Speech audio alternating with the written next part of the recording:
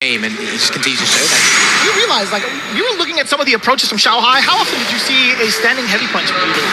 Not often. I don't even think that many times. If one time, I didn't even notice. But either way, we can talk about that another time. It's Kawano versus EndingWalker coming up next to start off in Group B. All right, here we go. Someone from my home country going up against the Singularity, one of the strongest Japanese players, SFL World Championship winner. That's exactly why he's here. And again, a lot of the guys from Good 8 Squad, they rarely traveled last year for very good reason. Already qualified for Capcom Cups. You don't really need to gallivant around the world to qualify or get the practice in. You can do it right at home and make sure you're ready for SFL Japan 2025, which is already concluded. Yeah, but to kind of talk about that and add on to it, right, in terms of preparation for Capcom Cup, despite not traveling, he has so many different practicing partners to get himself ready for any sort of character event that does happen. So, speaking of which, he is facing off against potentially Ed and Ryu. Now, Ed, I feel like Kawano has all the practice in the world against that matchup. What happens if it's the Ryu? Ryu's the character who's predominantly been using EndingWalker. That's what made him the MVP of SFL EU 2025. This is what's brought him to the dance here. He has got a bit of Akuma practice back at home with Beslem from France. Shout out to Beslem. But it's going to be interesting because despite him being an absolute wizard with this character, we were talking about this yesterday in the green room, Angry Bird was able to exploit a lot of EndingWalker's habits as a player. I did see that replay. Yeah, and Problem X said you react to everything, there's going to be something you need to drop, and I think Kawano's an expert at finding out what you cannot drop as a player because of top-level player stubbornness. But we're going into this match 1 of Group B. Too shy with the meter thus far from EndingWalker, being able to contest that standing light kick initially and get that knockdown. However, Kawano's looking to equalize the damage on the life bar so far. But in terms of drive games, that's going to be a battle of attrition between these two. They have to be sure to check every single parry, both defensively and offensively, if need be. I think it's not just a battle of attrition, it's a battle of we can get a perfect parry. Fireballs on point because they're using the fireballs as pokes right now. And is Kawano at a drive meter deficit at the moment? But as that drive rush cancel gets in, no heavy punches connected just yet. You see the meticulous spacing from both ends, right? Kawano having the better walk speed as Akuma going forward. He's going to be able to check with these standing light kicks as well within the range of maybe a startup fireball or even a crouching medium kick, which he does actually find a counter hit against. Immediate stop to the drive rush. EndingWalker finally getting Kawano to the corner after that immediate standoff. Oh, that's huge. One of the things Angubo was able to exploit when he fought EndingWalker was the demon flip. So I wonder if he's done his homework against that demon flip because it could be an absolute nuisance to deal with for anyone. Big parry. Yeah, I love that. The audacity from this man. Can he steal the round from him? He's got to be careful of supers. He's got to be careful of that wake-up super. That's why back top. That's not going to work. That's not going to work. Oh boy, how fortuitous there for Kawano. He did take it to the sky. Shinku Hadouken is pretty fast. If he'd done a DP, it might have worked. I was about to say, I really hope it wasn't an overlap in the Dragon Rush. I genuinely hope that wasn't the case. However, that level 1 being spent, just whipping Kawano from above. And speaking from above, excellent block on the drive rush overhead. Kawano has been attempting a lot of drive rushes early on in round 2. Does score the OD fireball, does get the continuation into the Tatsu, covers the jump out. He backed away. He read that a mile away, actually. Overhead does find success. Level 3 on deck. Doesn't even need it. Now, I should have mentioned this at the start, but we can say it here. In all the times these two have exchanged blows in competitive Street Fighter, EndingWalker's never beaten Kawano.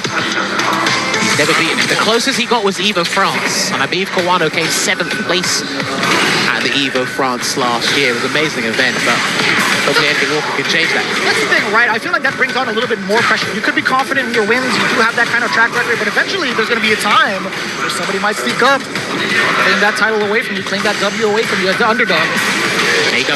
Low forward, going to convert into the medium touch. You're going to get some Oki from this as well. And look, a jump back. That was such a crazy jump back there from EndingWalker. Can't believe it clipped right on the forehead. You know? Forward throw now, Kawano. How do you establish your game? EndingWalker backing himself into the corner. Now getting the back throw. Tables are turned. The X fireball, he's got to be careful because Kawano's caught him out with a couple of EX fireballs as well. Perfect parry. Can he throw loop? BT with the life. What a whiff punish. Just outside of the range of that low medium kick. He had plenty of time to secure that round. Excellent way to kind of take away all the momentum from Kawano. That was deadpan accurate, that crouching media kick spacing there, by the way, from EndingWalker. Taking that round, slowly coming to the equalizer. Wild adjustments as soon as that corner switch that occurred. Oh, too far. He took the punish counter with the knockback. Right, he's building meter for an adamant flame conversion. A good backdash there from EndingWalker. Within range to cancel out the fireball. That was actually so precise from Kawano. What a read.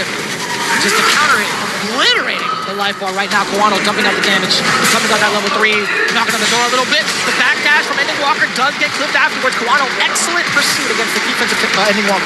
He backdashed, I believe, because he was fearful of throw. Yes, Kawano, that's exactly why he delayed that. The top players against throw situations, they're absolutely magnificent of how to handle it, counter it as well. Gonna get another conversion, this time switching it up from medium toxic to heavy toxic, this time Vicious. That was good range of the fireball war. Fireball traps can be very prominent here against Kawano to initiate. I want to say there's a little bit of like hesitancy after you see a ton of those fireballs, exactly why the drive rush was so effective. And you see it yet again. Playing it safe there, meaty jabs. EndingWalker looking for a big hit. Yeah, he's looking for a big hit. Son! And he's not going to convert because he's going to convert after this one. If he gets another big hit, he will go into the level 3. He will go into the level 3. And he's going to, yes, that is going to be a CA. He's got 9,000 health. Is it going to do the trick? You already knew the answer, Jammers, but still we're surprised. EndingWalker with an explosive rebuttal. Excellent call in terms of the reservation of that super, right? And what's even more impressive is catching Kawano backing up into a crouching state. 2 steps ahead with that overhead sneaking on in there. What a play from EndingWalker. Boys punished there to open it up from Kawano. Not particularly pleased he got caught by an overhead in neutral. But because they were so respectable before, now they're going to have to bring dirt to a boxing match, if I do say so myself. If we're going to call counts here, Kawano technically was the first one to start bringing these overheads to the battle. And then Walker, he was just returning the favor. Of course, in kind. That's blocked because that is plus on block if you do stand. There you go forward. Yeah, lovely. You've got to watch out. Excellent. When he knocks Kawano down. Wow, okay. Akuma players don't normally do that drive rush fireball. I respect that choice. They're interesting. Hey, it's Capcom Cup. Bring your A game. Bring all the tricks you've been practicing. One of the best ways to try to stop somebody who's consistently trying to check your drive rush, right? Really big transition now into the corner. We do get a pretty decent combo forward throw now. Forward throw again. One of the best corner situations in Street Fighter 6 here. And he's actually illustrating that to you in kind. He done this last year. This timing of this, though. Hold on a minute. Low forward. Yeah, you know what? And that's it. This is what I mean. Kawano instills such fear against top players. When they show respect, he knows when and where they're going to show the respect. And he's not afraid to kind of go for the gusto here. Which is exactly what puts him in the lead right now, 2-1. So how's EndingWalker going to return the favor here? That's very difficult to call. That's something you have to continuously guess on, right? You're going for that coin flip, back-to-back throw loops. It's hard to even make an adjustment off of that. How much data did you really get off of that? That's true. He's got to stop being a little bit more respectful. He tried to do the Kawano special, but it didn't work, so he gets clipped once again. EndingWalker's weaknesses against Akuma are starting to show themselves. Oh, what a check against the charged fireball. EndingWalker not afraid to press that button this time, this round. Perfect parry to the sweep. Does beat up Kawano with a knee-jerk reaction, thinking he had time to punish. And a very respectful, large amount of drive gauge here to work with for Kawano at the moment. And what a jump in there from EndingWalker. He's going to optimize as much as possible. Maybe 2 throws can do the trick, but yeah, a throw probably would have helped him, but Kawano breaks free. Ooh. Oh, he tried to be the DPOS. Yeah, I think that's what he tried to do. Makes sense. In air. A lot of damage to chip with. Hold on a minute. Oh, okay. He respected it. He burnt himself out in the process to try and do that. Because crouch, medium punch, Hashigeki, 2 block string. If you've got an abundance of drive gauge, you can turn that into one of the most horrid block strings in the game. Yeah, good call out too from Kawano, reserving his meter as well. He could have had a little bit of desperation and used that level 1 in moments where there was a pause. However, EndingWalker still being able to seal that round. Now advancing again. Not too afraid of these fireballs. Parry's on deck. Looking for an opportunity for a perfect parry, but as soon as Kawano sees him, nice call out. Gonna go for the DPOS. What time to do it, and that was one of the problems he had. against Akuma before in the past. He's trying to anti a demon hero at these weird ranges, but fortuitously, he's still in the match here, Vicious. Slowly trying to creep up within the low-medium range. Does check the jump in this time. Delay on the crouch heavy. Shogeki, the burnout plus hella damage. Baits it out. No, I thought it was. I thought he was going to recover off of that jab. Hold on a minute. This might be a good scenario for Kawano. If he can slip his way out of here with a demon flip. He's out. Yeah, he's out. Hold on a minute. Respect the throw. Yo! Respect the what now? Respect the what now, jammers? Kawano read you like a book. He was hungry. He was desperate. Kawano just does to smell blood in the water, man. He smelled that desperation. I'm very surprised EndingWalker went for that DP there, but it is Capcom Cup, your first game of the day. Look at that match point now. Backing away from EndingWalker is Kawano right now. You're going to see when EndingWalker is going to try to drive rush, and he hasn't really gone to that as much, right? No, because look at how respectable the gameplay is. Good call. Well, asking you shall receive. The stand light kicks, the fireball, the low forward drive rush. He's actually completely dominated and has been first place in all departments on the ground here. Kawano, another drive reversal here as well. He's frustrating EndingWalker very slowly but surely. That's fun. Now this Kawano totally fine with that sweep from that distance. Does get the whip punish against the standing light kick. Kawano's trying to test the waters. We do get another game to play, ladies and gentlemen. EndingWalker tying it up 2-2. All right, looking good here.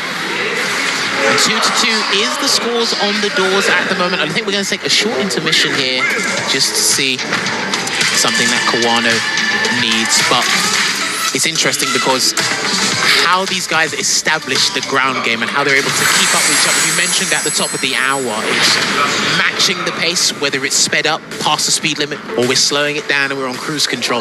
The guys are able to do that, and we are actually seeing EndingWalker able to kill that. One of the things that scared me, and I had to double check with the Angry Birds that he had in SFL, was the demon flips. It's like really want to show you can them, but it's like we have a light demon flip and we can go into a heavy version of a dive kick. We can empty demon flip. We can do the guillotine. We mix it up. That's what the demon flip is for. It's one of the best aerial threats we've ever seen in the fighting game. And we haven't seen it as prominent just yet. He's had success maybe 3 or 4 times with it, but it hasn't been like a continuous factor coming in from Kawano. So now I'm thinking about it with this final set, this final game of the set, I should say. Will that be problematic for EndingWalker? Will Kawano even resort to doing those more often than not? Well, we've seen a dominating ground game from Zhao Hai against Juicy Joe and now Kawano as well with his Akuma. But again, for one game, shaking things up. I don't mind doing that versus 3 as well. Like I said, this is the time to actually bring out that extra strategy, that secondary strategy from your back pocket there as well. And I actually was talking with EndingWalker before, and he said, if I'm looking at my trajectory in Capcom Cup to make it to finals day, he did say it's like the paths are pretty flexible. So if he does lose against Kawano now, he said I can still make it to the final day. Obviously, preferably, everybody wants to win. Of course, yeah. But the players know better than us. It's like, okay, maybe it might be strategic to go for a different route. I don't know. It does make sense in this particular format because when it comes to top 16, everything's reset, right? It turns into a single format. You have the players pretty much refreshed going up against potentially brand new opponents. So there is some strategic value in that, I will agree. Yeah, it's interesting because it's like they have to really hone in and snipe their bracket paths. They have to do that. We can obviously theorize, hypothesize, and keep going on with it, but these guys know best. And of course, they have to prepare for each and every matchup. But then obviously you delve deeper into it. You've heard it from the players themselves as well. It's the meter management. It's just how they're handling not only my drive gauge resources, but your drive gauge resources. Yeah, that's it. It's super imperative how you see that. And one thing I noticed with EndingWalker as well, it's his meter management or handling how he uses his meter against Akuma is probably not up to the par he can do with other characters.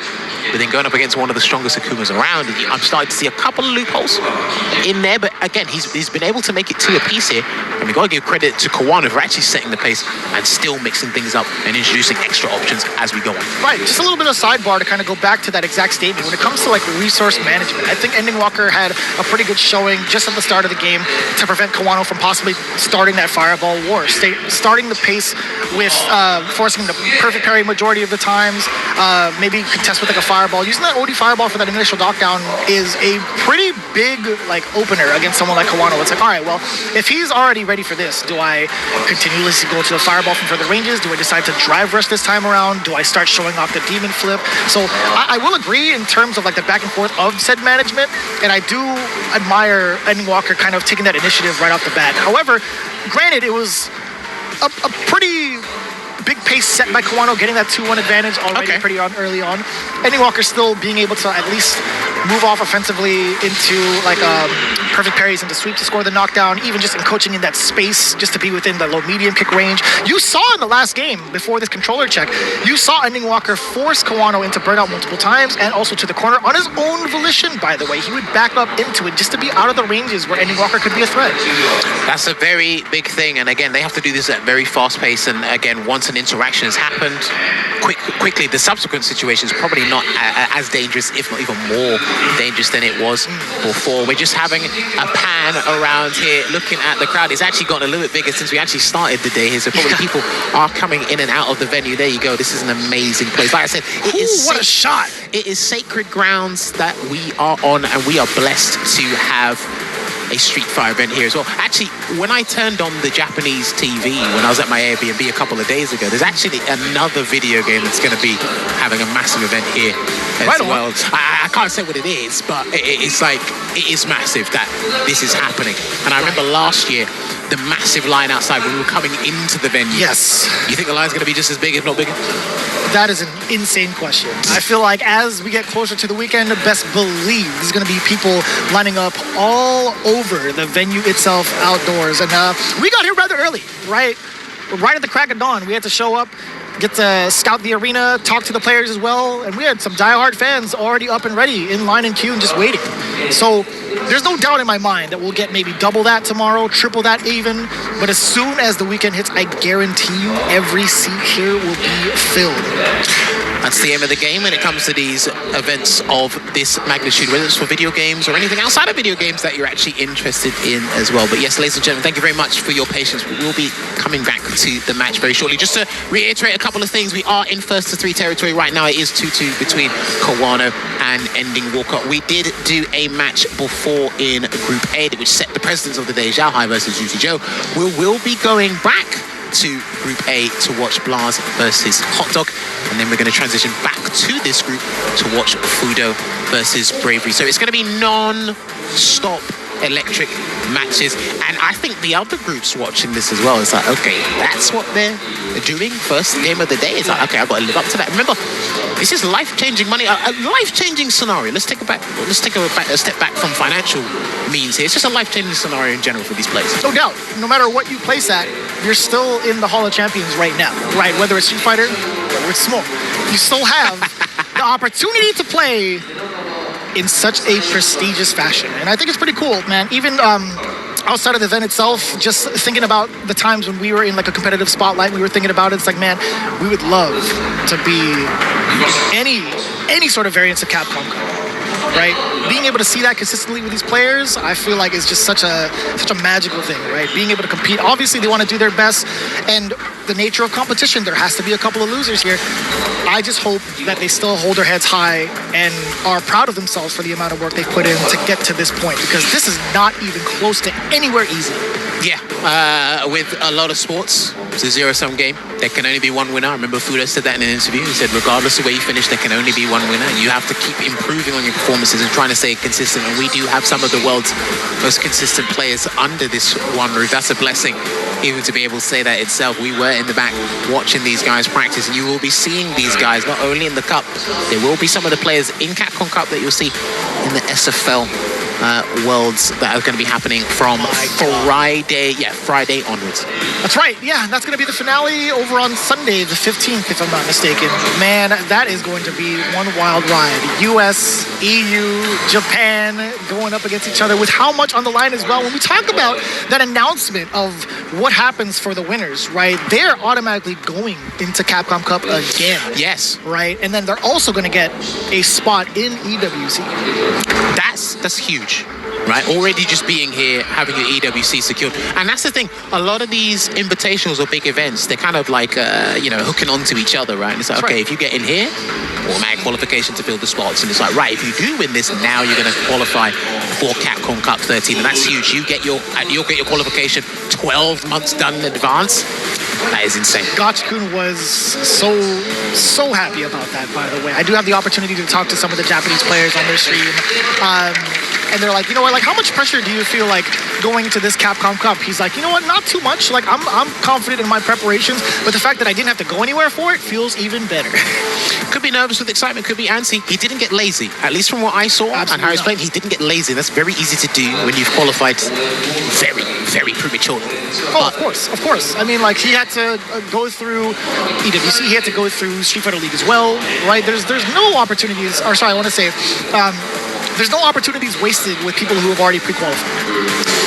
No rest for the wicked, as we say. It looks like we do have Kawano, who returns to the pilot seat here. And they're just making sure, shout-outs to our tech team on stage, making sure these players are playing in pristine conditions because, again, this is huge. Sidebar. If there's anybody I trust with any sort of controller check, it's these guys. Yeah. When we were going through our rehearsal, we had these guys playing. Yeah. My man, one of them was doing the dream combo consistently. Yeah. And he switched over to Rashid and did the one frame link twice in a row to burn himself out into super. I was like, yo, this guy is it. And like the rest of the tech guys were like, we can do that too. And they started doing it. You know what? I promise you, I was walking by and I heard EX Psycho Blitz into level 2, and I know the sound effect now. Yes. For the dream, and I was like, hold on a minute, who's doing that? And I was like, no shot, the cameraman or the organizer, someone's doing this on the slide. Like, hold on a minute, hang on a minute. These guys are gamers. These guys are indeed gamers, which is great. I mean, like, now you have like a fully fledged team to be able to like ensure your hardware is correct, to hot fix anything that needs to be done at a moment's notice. Again, we do apologize for this slight standoff, but we obviously want to ensure that the integrity of the competition is fully in check. Kawano was the one to kind of initiate this timeout and make sure that his peripherals are working correctly to his standards. So we do apologize for that and appreciate everybody's patience going into it. As much as we love to yap with each other and you as well, we obviously want to get to the games as much as we can. Never forget, a friend of mine said, you talk too much, and I said, it's almost as if they pay me to do it. So, on that note, I will continue to do so. But this is a first to one now, because it is 2 apiece. Tale of Two Cities up here is what it is. You and I. It's not about us, though. It's about the players. We move on and continue into the final game for these two competitors. Kawano versus EndingWalker. Let's turn the page on this chapter. Let's see it. I don't think they're going to slow down anytime soon. Charge Fireball this time round. Normally he's changing the speeds of the light and the heavy one, but this time he opens things up with a Charge Fireball. EX Fireball might come from someone very soon, though, if they keep this spacing up. There it is. There it is. Being able to slide in a little bit more. Walker off of that OD Fireball is trying to encroach on Kawano's space within the medium range. You see standing light kick deterring that exact effort. However, EndingWalker does find it clipping Kawano on the start of his crouching medium kick as a counter hit. We do get the corner control now. That could have been a big punish. He went for medium, a little bit too short against the whiff throw from Kawano. Stand heavy punch would have done the trick there for EndingWalker, but just slight miscalculation on that spacing there. But he does have Kawano. Yeah, he got him to react to something. That's what he likes to do against top players there, that drive rush into Adam and flank. Got him. Yeah, he got him.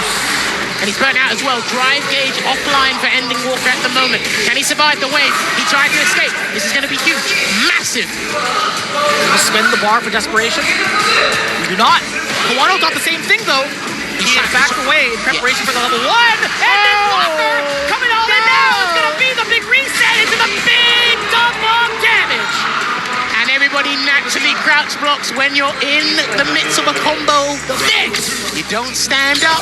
People might need to start standing up a bit more, but it's easier said than done. Not a Ludicrous fan from Kawano, you can tell, as he listens to a song. Or now, he's made his life. EndingWalker does initiate with that Demon Fireball yet again. Crouching medium punch counter hit. Demon Flip attempt from Kawano, just to threaten the space. Good blocks here from EndingWalker. Low on drive gauge, and he fights it back another overhead, and he is not going to combo into level 3 because he still needs it for an insurance policy here. He's feeling super confident right now. Vicious. What a backdash away from the potential back. Oh! And it's EndingWalker with a full rebuttal. Level 3, you got it. And he done the classic. He done a sequence into Hashigeki, and it didn't connect. And as soon as Kawano registered that it didn't connect, he clipped him with the reaction and then got a cancellation into Shin Shoryuken. And there you have it. The Lord's Apprentice. Shout out to Problem X. This is his apprentice right here. I see. Lord Problem X, huh? That's what we called him from Street Fighter 5. And there you go. I see Potato Head.